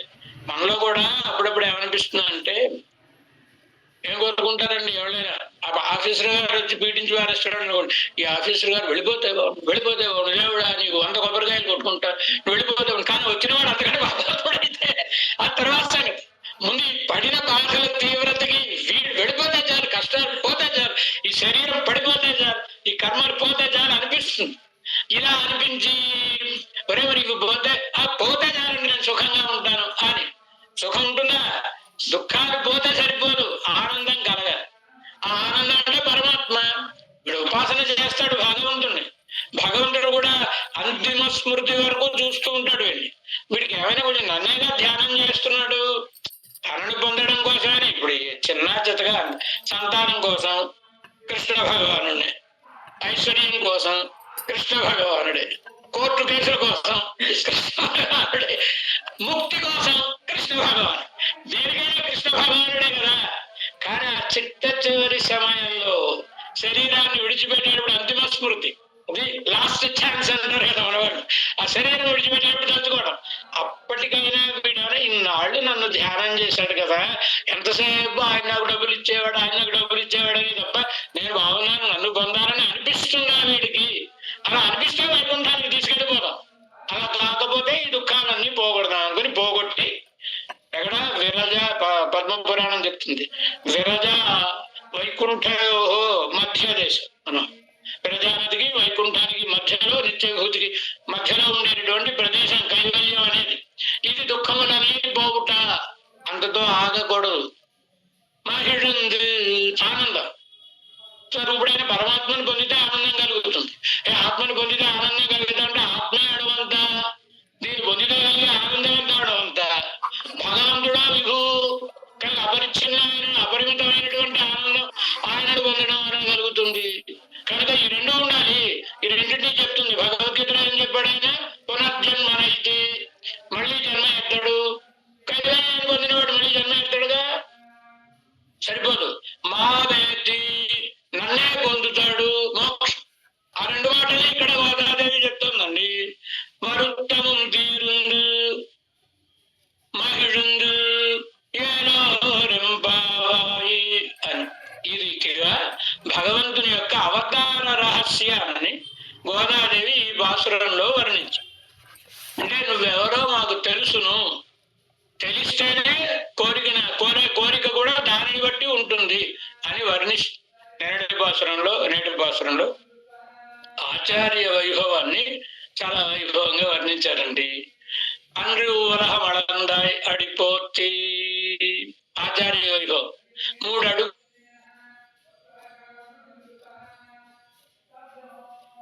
ఈశద్గురునే మమ విక్రమత్రయ పదం అన్నాడు కదా ఆయన. 3 అడుగులు నాలు అడుగుతున్నానండి. ఆచార్యులు కూడా మన దగ్గరికి వచ్చినప్పుడు అలాగే అడుగుతారు, నాయన కొంచెం ఏదో చెప్తాను, 2 విషయాలు చెప్తాను అని. మనకి చరిత్ర చూస్తే శ్రీపెరుంబుదూరులో ఆసూరి రామానుజాచార్య స్వామి వారిని చాలా మహావిద్వాంసులు ఉండేవారు పూర్వకాలంలో. చాలా గొప్ప విద్వాంసులు. ఎంత గొప్ప విద్వాంసులు అంటే కాశీలో చదువుకుని వచ్చిన తర్వాత వారితో 2 నిమిషాలు సంస్కృతంలో మాట్లాడి వారి మాటలు అర్థమయ్యాయంటే పండితుడు. అంత గొప్ప విద్వాంసులు. కానీ వారికి పూర్వం విద్య ఉండేది కాదు. కేవలం రామానుజుల వారి వంశం, ఆసూరి వంశం. రామానుజుల వారి వంశం శ్రీపెరుంబుదూరులో దేవాలయంలో మర్యాదలు అని ఉండేవి, ఓ సింహాసనం అది ఉండేది. కానీ చదువు ఉండేది కాదు. మన తెలంగాణ ప్రాంతం నుంచి కుండలం స్వామి వారని వారు ఏం చేశారు. అవేం చేసినటువంటి వారు ఆ కుండలం స్వామి వారి సంప్రదాయమే. శ్రీవాక్ష సంప్రదాయంలో వచ్చిన అన్ని సంప్రదాయములు వివిధ విధములుగా వచ్చినటువంటివన్నీ కుండలం స్వామి వారి సంప్రదాయం. ఆ కుండలం స్వామి వారి దగ్గర సేవించిన వారు ఆసూరి రామానుజాచార్య స్వామి. వారు చాలా అవిజాత్యం కలిగిన వారు. వీరే వారి దగ్గరికి వెళ్ళి శ్రీ పెరుంబుదూరు భగవద్ రామానుజులు సేవించుకున్న తర్వాత రామానుజుల వారి తిరుమాడి సేవ ఉందని అక్కడికి వెళ్ళారు. వెళ్ళిన తర్వాత సేవిస్తే వాళ్ళని చూడగానే తెలిసిపోయింది అభిజాతమే తప్ప ఏమి చదువు లేదని బాధపడ్డారు. ఆయన అయ్యో రామానుజుల వారి వంశంలో ఉండడం ఏమిటి, విద్య లేకపోవడం ఏమిటి అని మీరే వారిని ప్రార్థన. అయ్యా నేను శ్రీభాష్యం చదువుకున్నానండి, తమరు రామానుజుల వారి వంశంలో వారు, తమ గుమ్మంలో తమ దగ్గర విద్యాపనం చేస్తే నా చదువు సార్థకం అవుతుంది అని వీరే సాష్టాంగంగా దాసోహం పెడితే సరే అలాగే వచ్చి పని చేసుకోండి అన్నారు. ఆరంభంలో వారు సింహాసనం కూర్చున్నారు, కింద వెళ్ళి దాసోహం సమర్పించి కాలక్షేపం కొంచెం కొంచెం వినడం ప్రారంభించిన తర్వాత స్వరూపం తెలిసి అయ్యా మీరు ఇక్కడికి రాకండి మేమే తమ దగ్గరికి వచ్చి సేవించుకుంటామని వెళ్ళారు. మహావిద్వాంసులు లేరు, వారి దగ్గర అధ్యయనం చేసినటువంటి వారే రామానుజాచార్య స్వామి వారు, వారి దగ్గర గోపాలాచార్య స్వామి వారు అధ్యయనం చేశారండి. అలాగే అసూరి రామానుజాచార్య స్వామి వారి దగ్గర అధ్యయనం చేసిన వారు వేదాంతాచార్య స్వామి, వారి దగ్గర రఘునాథాచార్య స్వామి. అలాగే వారి దగ్గర అధ్యయనం చేసినటువంటి వారిలో తుని గంగాచార్య స్వామి వారు, వారి దగ్గర మా పెదమానమావ గారు గుడ్డుముల వెంకటాచార్య స్వామి వారు, వారి దగ్గర మహాస్వామి వారు, వారి దగ్గర ఇలా మొత్తం మీద వారి సంప్రదాయం దేశం అంతటా వ్యాపించి ఉన్నటువంటిది వారి సంప్రదాయం. వారు ఎలా దిద్దుబాటు చేశారు, ముందు వారు వెళ్ళి అయ్యా నాకేమైనా చెప్పుకునే అవకాశం ఇప్పించండి. అందుకనే మన స్వామి వారు వారి శ్రీ పెరుంబుదూరులో వారి తిరుమాడిని తీసుకుని రెనోవేషన్ చేసి చాలా వైభవంగా చేశారు కొండల స్వామి వారి యొక్క తిరుమాడి. అందుకోసం అట్లా ఆచార్యులు మన దగ్గరకు వచ్చినప్పుడు ఏదో వారికి అవకాశం ఏమన్నా అని అడుగుతారు. మనం అదేదో ఔదార్యం అనుకుని అలాగే చెప్పుకోండి పర్వాలేదు అవకాశం ఇస్తాం అంటే ఆ తర్వాత వారు ఈ 3 అడుగులు నేలిచ్చిన తర్వాత ఏం చేశాడు, ఆ పాదాక్రాంతులు అయిపోయాడా లేదా బలి చక్రవర్తి వారి వైభవానికి పాదాక్రాంతులు అయిపోతారు. కనుక అందరూ వాళ్ళందరూ అడిపోతి అవతల వాడికి అహంకారం ఉన్నా ఆచార్యులు వారికి అహంకారం ఉండదు. ఆ ఫోన్లే తక్కువగా ఉంటే నష్టం కొరతాడు దగ్గరికి ఒక ఆయన వెళ్ళారు. వెళ్ళి అయ్యా మీ దగ్గర నేను చదువుకుంటానండి, చదువుకోండి, కానీ మాకు శిష్యులు వాళ్ళు చాలా మంది ఉన్నారండి, మీ దగ్గర నేను చదువుకున్నానని తెలిస్తే రేపొద్దున మా శిష్యులందరూ పార్టీ ఫిరాయిస్తే కష్టం కనుక ఎవరికి తెలియకూడదండి, పరువు పోతుంది, కానీ మాకు శిష్యులు వాళ్ళు ఎంతమంది ఉన్నారు కనుక చదువుకోకపోతే బాగుండదు కదా. ఈ గురుకుల పూర్వకాలంలో శిష్య సంచారం వెళ్ళారండి, వీళ్ళకేం చదువు రాదు, కానీ వాళ్ళ దగ్గర పెద్ద పెద్ద ఇంతంతలో పుస్తకాలు ఉంటాయి.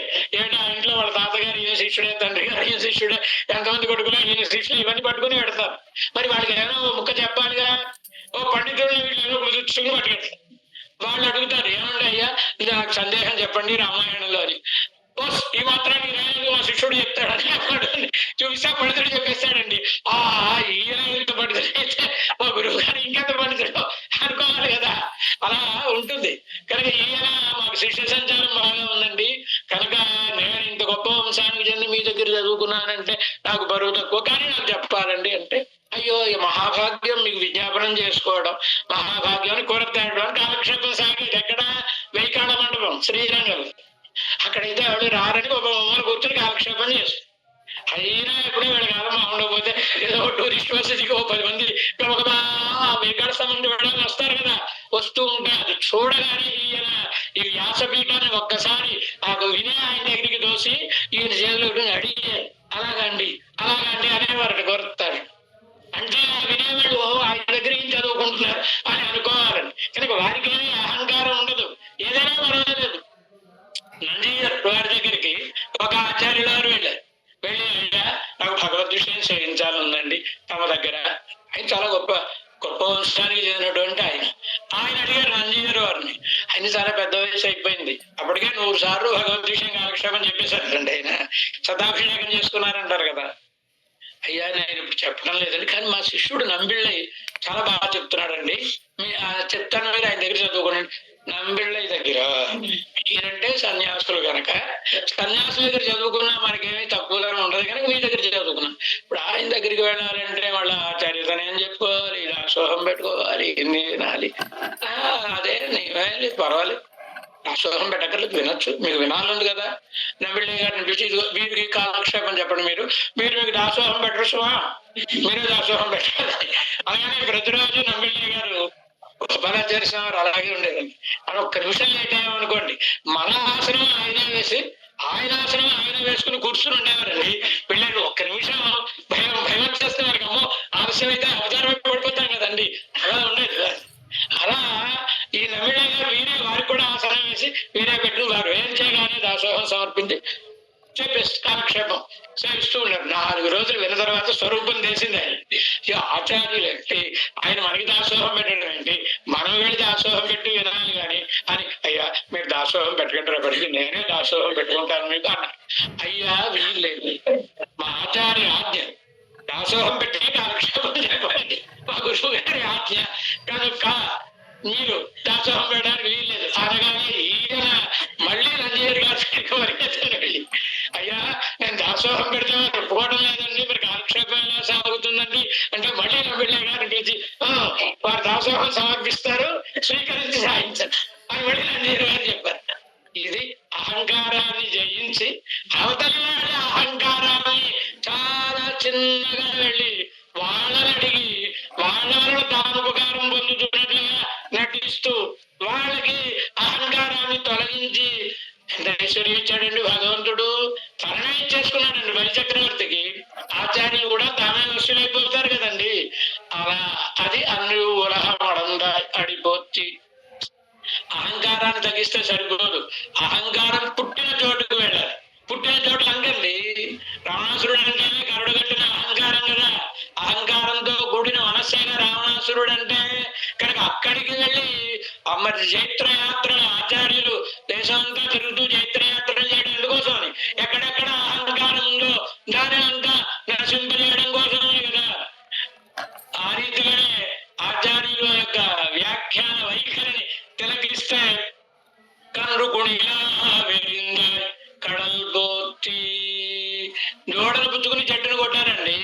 భగవద్రామానుల శ్రీభాష్యాన్ని చూస్తే ఒక చోట ఎట్లా ఉంటుంది అంటే బౌద్ధుడు వాదిస్తూ ఉంటాడు, నేరుగా రామానుజుడు ఖండించరు, సాంఖ్యుడు చేత బౌద్ధుడిని ఖండింపజేస్తారు, ఆ తర్వాత సాంఖ్యుడిని ఖండించేస్తారు అనుకోండి. కనుక వాదన ప్రక్రియలు ఎట్లా ఉంటాయి, శత్రువుతో శత్రువుని కొట్టడం అనమాట. ఇట్లా ఆచార్య స్వభావం అట్లాంటిది. కుండ్రు కూడా ఎడుతాయి కుణం పోతి గోవర్ధనగిరిని పైకి ఎత్తాడు భగవానుడు. గోవర్ధనగిరిని ఎత్తడం అంటే అర్థం ఏంటి? గోవర్ధన, గో అంటే వాక్కు యొక్క వర్ధనం అంటే దాని అర్థం ఎంతవరకు వ్యాపిస్తుంది, ప్రతి శబ్దం యొక్క అర్థం ఎంతవరకు వ్యాపిస్తుంది. శబ్దం అనేది పదార్థం లోపల ఉండే జీవుడు లోపల ఉండే దేవుడు పరమాత్మ దాకా వ్యాపిస్తుందని చెప్పడమే గోవర్ధనగిరిని పైకి ఎత్తడం అంటే. ఆచార్యులు కూడా విషయములనే వర్షముల బారి నుంచి బాధపడేటటువంటి శిష్యులకు ఆశ్రయం ఇచ్చి అవి ఏమి బాధించకుండా ఉండేలా చేసేవారు. కనుక భగవద్రామానుల గురించి వర్ణిస్తూ చెబుతారు కదండి. భగవద్రామానులే లేకపోతే రామానుజే దేశ చతురక్షరి కామవస్థాం ప్రపద్యంతే జంతవోహం తమాదృశ. ఏమైపోతాం మనం? శ్లోకంలోనే చెప్పేశారండి సమాధానం అన్నాడు ఒక ఆయన. ఏం చెప్పేశారండి? ఏమన్నారు? రామానుజుల వారి చతురక్షరి కనుక లేకపోతే మాలాంటి వాళ్ళం కామావస్థాం ప్రపద్యంతే అంటే పోయిందండి. కనుక దేని పడితే దాని మీద వ్యామోహం. అదే ఆయన అనుగ్రహం లేకపోతే పడే బాధ అది. ఆయన అనుగ్రహం ఉంటే తరిస్తాం. కనుక అట్లాంటి వారి ఆచార్యులు, వారి కటాక్షం ఉంటే కామక్రోధంలో మాత్సర్యంలో ఇలాంటి ద్వంద్వములుగా ఉండే వాటిని అన్నిటినీ నశింపజేసేటటువంటి వారు ఆచార్యులు. ఇంతకు కారణమే వారి చేతిలో ఉండేటటువంటి వేలాయుధం. గురువారి దగ్గర ఏం ఆయుధం ఉంటున్నట్టు జ్ఞానముద్ర. కనుక జ్ఞానముద్ర అనే దానితో మమ్మల్ని అనుగ్రహించేటటువంటి వారు. ఉద్గృహతి ఉపనిషత్సు నిగూఢమర్థం అంటారుగా. ఉపనిషత్తులు అంటే పెద్ద భాండం అండి. భాండం అంటే ఉపనిషత్ భాండం అన్నమాట. ఆ భాండంలో ఉండేటటువంటి రహస్యమైన అర్థాన్ని ఎలా అయితే తల్లి ఆ కుండలోపల నుంచి పదార్థాన్ని తీసి చంటి పిల్లవాడికి పెడుతుందో, అలా వీరు కూడా వీరి యొక్క ఉపదేశ ముద్రతో ఆ వేదాంతార్థమును తీసి శిష్యులందరికీ అనుగ్రహించువారు అంటారు కదండి. మరి ఆచార్య నామాన్ని అనుసంధానం చేసుకుంటే సుకృతం కాదా? ఒరుత్తి మహారాయి పెరందు ఒరుత్తి మహారాయి ఒడిత్తు మడరా. ఆచార్యులు ఎన్ని జన్మలు ఉన్నాయి? 2 జన్మలు. మనకి 2 జన్మలే. మనకేం 2 జన్మలు? ఒకటి పుట్టుకతోటి వచ్చిన జన్మ, రెండవది సమాశ్రయణం అయిన తర్వాత ఆచార్యులు ప్రసాదించిన జన్మ, 2 జన్మలు. అయితే గురువు గారికి 3 జన్మలు పొమ్మ. గురువు గారికి 3 జన్మలు ఉన్నాయా? మొదటి జన్మ శరీరమయో మాతాపితరో జనయిత. రెండవ జన్మ గాయత్రి మంత్రోపదేశం, అది 2వ జన్మ. 3వ జన్మ అష్టాక్షరి మంత్రోపదేశం. కనుక వృత్తి మహానాయి పెరందు.